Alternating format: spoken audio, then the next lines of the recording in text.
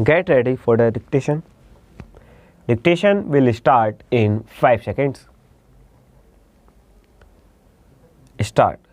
Now, I have described in another place at great length the way promotions are made, and one of my colleagues on this side yesterday appeared either to have read that statement or in another way has placed before the House, not on behalf of the government, much of the material that I would have dealt with.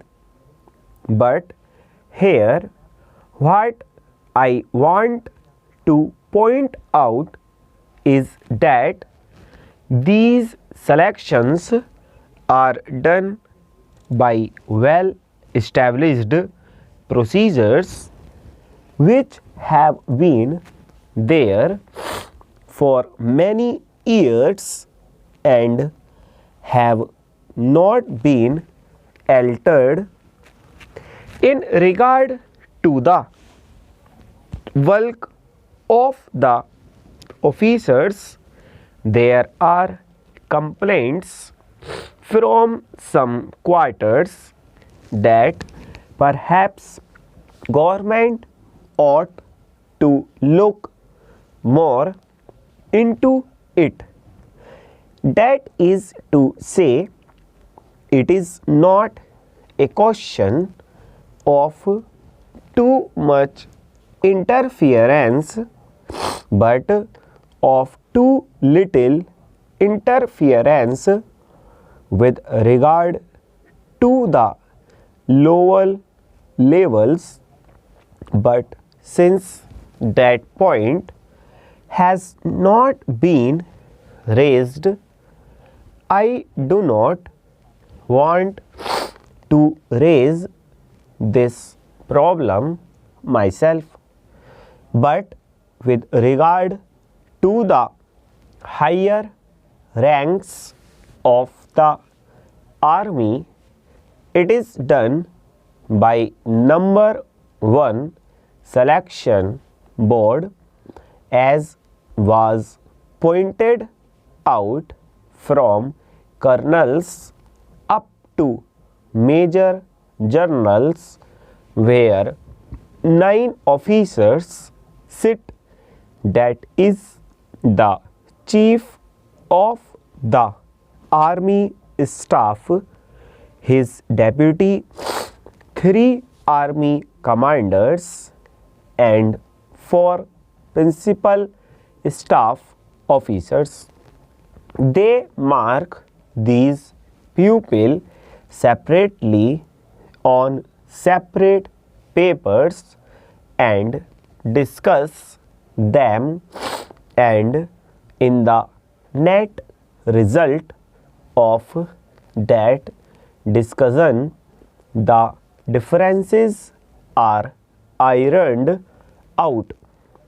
Besides examination of these records, the personal knowledge of these officers by their present or previous commanders who would be sitting round the table would be taken into account.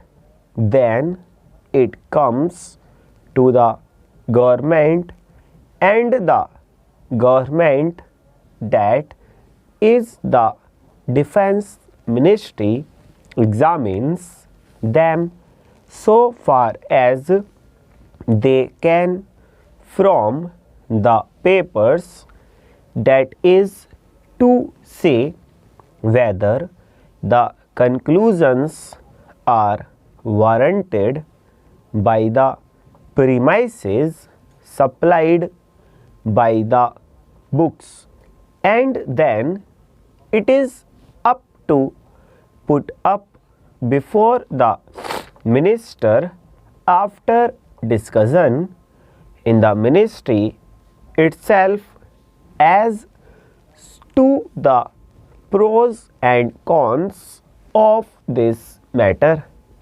Normally, the recommendations that come from the army headquarters are accepted, and neither in the case that is now spoken about nor in anything else have these recommendations been turned down, although I know that observation.